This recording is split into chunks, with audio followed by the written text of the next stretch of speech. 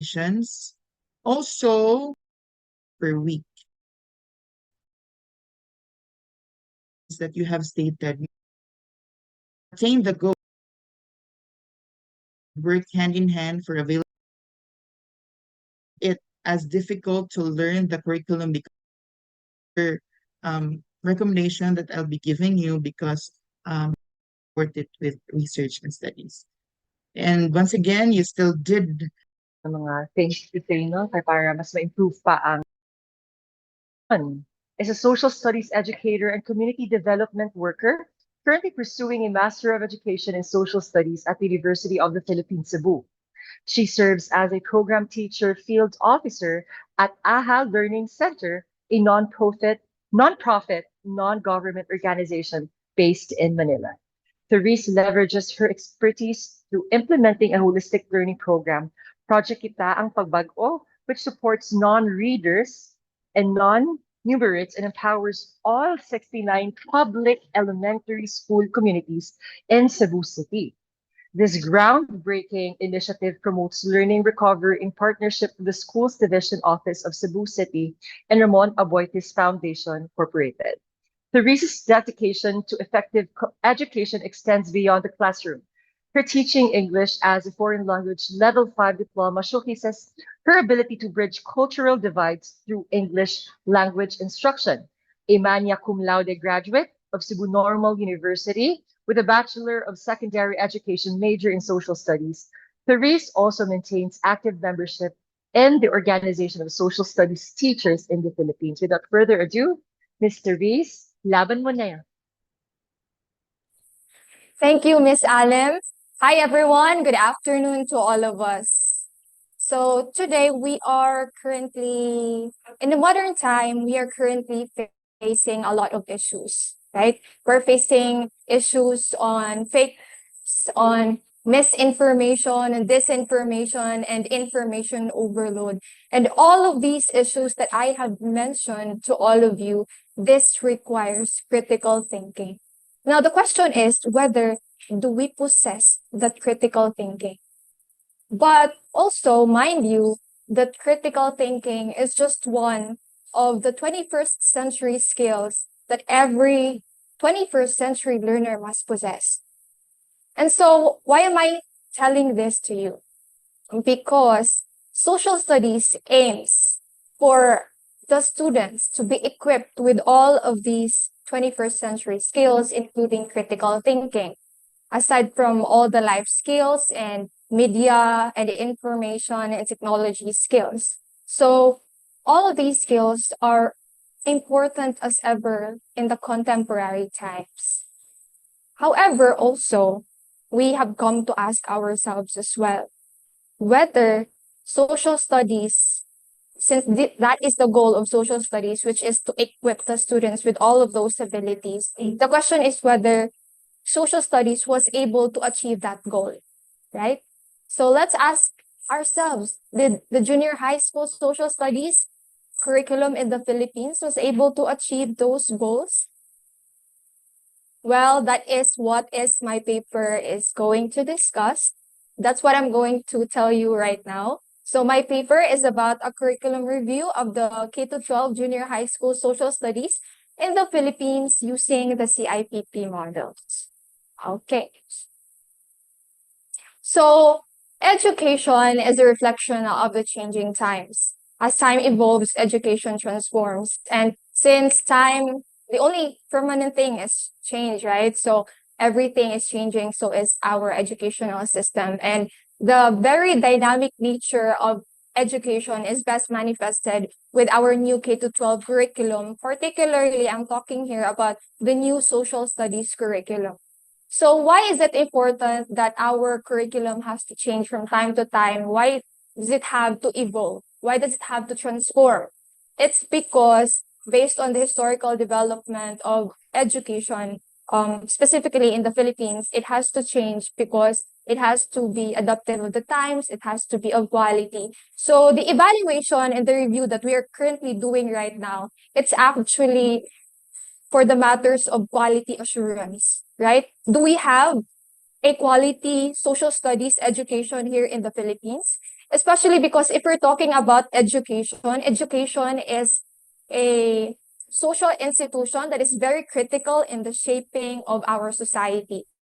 Therefore, if we wanted a quality or a better society, we need to have a better education. So that's why we're currently doing here reviews and evaluation, particularly with our social studies. So although we have a new social studies curriculum in the Philippines, we do not say that it's free from flaws, it's free of error. It actually, there are a lot of ongoing discussions about how are we going to improve it, how are we going to improve it.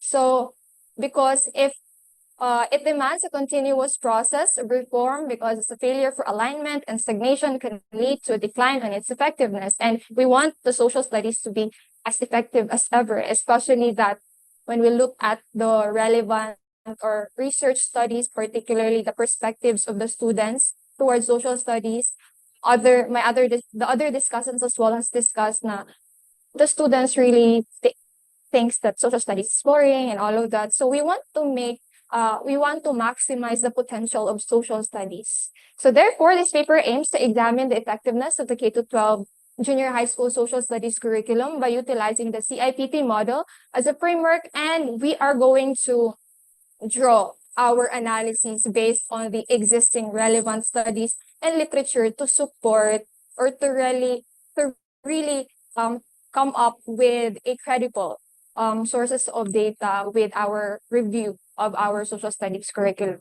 So we are going to use the CIPP model because what's good about CIPP evaluation model of Daniel Stockwell Beam is it offers us a holistic overview of the curriculum.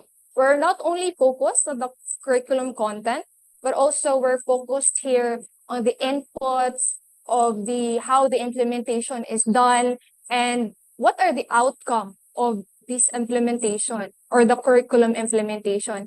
So it's really a holistic overview, a thorough understanding of our social studies curriculums. So there are 4 different elements. In terms of context, we're talking here about the needs and opportunities that defines the goals and objectives of the social studies. The goal of the social studies are responsive to the needs or not in our country today. Input that includes the time, the human and physical resources currently, and process, teaching and learning process, and also the product, which talks about the student outcomes. What are the student 21st century kind of students that we have right now, because they're the product of social studies curriculum as well. And I am also a product of the K-12 social studies curriculum, considering that I am one of the pioneers of the social studies curriculum. Okay, now let's start with the evaluation. First is the letter C, that's context evaluation.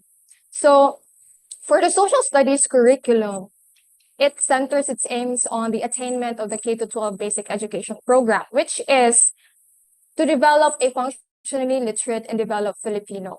So in here, in this slide, you can actually read the goal and the objective of the K-12 Araling Panlipunan. And these are the kinds of students that we envision to have. The students who are mapanuri, mapagmuni, mapanagutan, produktibo, makakalikasan, makabansa. A student also who has a pag-unawa sa mga pangunahing kaisipan at isyong pangkasaysayan, pangheograpiya, pangpolitika, ekonomiya, economics at kaugnay na disiplinang panlipunan upang siya ay makaalam, makagawa, maging ganap, at makipamuhay. So learning to live together, that's also really one of the foundations of education for us to learn to live together. That's pillars of learning, di ba? So for educators, they also really know how important learning to live is, which is also one of the very theme of social studies, to allow our students to be socially aware, to be socially conscious, and get to know the different local and global realities that's happening around them, to take part in the discussion and be active citizen and be active global citizen. So basically, aims-wise or goal-wise, it really is fit for the needs of our society today, because that's really a very noble goal, noble objective. However, based on the study from the Philippine Normal University, they have released a report that's titled Challenges of PISA, the PNU report. So the challenges of PISA PNU report is a compilation of different studies that talks about the PISA, which is PISA is one of the international large scale assessment, right? And took part of that one, and sadly, we are at the bottom list of the results of the PISA. So based on their study, based on one of the studies in the report, PISA Global Competence Framework vis-a-vis Philippine K-12 curriculum in social studies and values education, it tells us that there is a low alignment when it comes to global education standards, because there is a significant gap between the skills and the curriculum aims to teach and the skills valued in global competence in the Araling Panlipunan. So it means to say that although that we have those noble and profound goals, meaningful ones, it still lacks, we have certain competencies, but only a few. So, and these competencies, it's only a few, so we have very low alignment when it comes to the global education standards. And considering that when it comes to K-12, diba, we wanted to be at par with the global education. So that's the problem. And we also have here, it does not fully equip students with the skills to be globally competent citizens in contrast to the goals of the K-12. So based on results or based on the same report, junior high school social studies only highlights the Philippines and other Asian countries focusing on people's economies, cultural and intercultural relationships, and the concepts of transformation, development, continuity, and globalization. So topics such as intercultural communication, cultural expressions, and cultural exchanges, political participation, global engagement, and prevention of conflicts and hate crimes are not covered in the grade level and the social studies curriculum. So that's also really one of the problems, considering that these topics are very much essential, considering the milieu that we are right now, the different global issues, which actually is very important to be discussed in social studies. But considering that it does not exist and it is not covered, but can be integrated, so that's something of a gap, right? We also have lack of specificity and clarity for citizenship education and critical thinking. So curriculum standards for GHS economics lacks clarity and specificity, particularly regarding essential civic-oriented outcomes. There's an overemphasis of technical skills at the expense of quality citizenship and critical thinking, leading to a generation of skilled barbarians. So when it comes to social studies, critical thinking really is one of the most important skills that one must have. It's not just about historical knowledge, but it's really also a matter of critical thinking and how are you going to analyze the information that you are reading, the knowledge, the history that you are reading, to avoid issues on historical denialism, revisionism, which is really prevalent as of right now. So according to the same report, there is a very low alignment of the PISA Global Competence Framework due to global citizenship competencies language. Also, there is more focus given on learning concepts and repetition of competencies. So sometimes, although not sometimes, but based on the findings, it's really repetitive, the competencies. And somehow it's decongested, diba?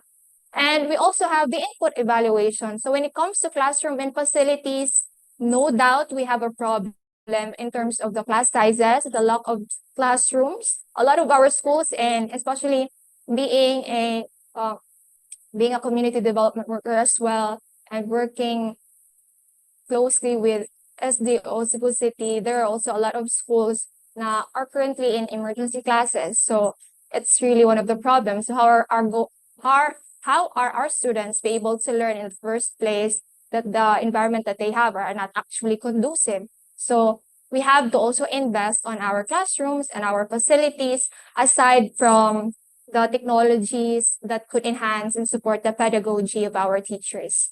Next is learning materials, which is also lacking and missing. A lot of our students don't have textbooks, which is also in accordance with the EDCOM 2 report, the miseducation, a failed system or the failed system of education here in the Philippines. It tells us that there's really a problem when it comes to the procurement and when it comes to the numbers of textbooks that we currently have in the country. And also our curriculum, although one of the features now of the K12 curriculum is it's decongested, but that's based on evaluation and surveys and assessment. Our curriculum is not decongested, but rather congested. That's also one of the reasons why we have matatag curriculum, and then they reduce the competencies. We also have the problem on the social studies teacher quality because they lack training when it comes to specialization. So our social studies teachers must possess the pedagogy, the technological knowledge, pedagogical knowledge. So they must possess all those things, which somehow not all of our social studies teachers possess. So especially also that there is a misalignment or mismatch, I mean, with our teachers. Some of our social studies teachers are not actually social studies majors. Next is process evaluation. So there's a gap between theory and practice. So there are a lot of pedagogies already and strategies and approaches when it comes to improving the quality of teaching inside the classroom. But however, still some of our teachers would rely on didactic approach, on traditional methods. So that's also one of the problems.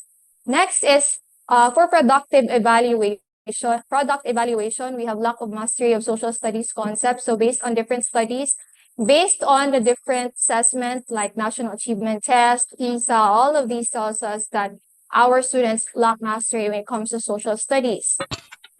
And we also have here learners lack critical thinking. So in the study conducted by Moyot from Far Eastern University Public Policy Center entitled Discernment of Truth and Democratization of the Internet mentioned that the teaching of Araling Palipunan continues to emphasize rote memorization, and the teaching of AP must be for the students to develop the critical thinking skills essential in a world where there is a deluge of information. So this is significantly evident in the alarming cases of historical revisionism and the lack of grounding in history among Filipinos, particularly our young Filipinos.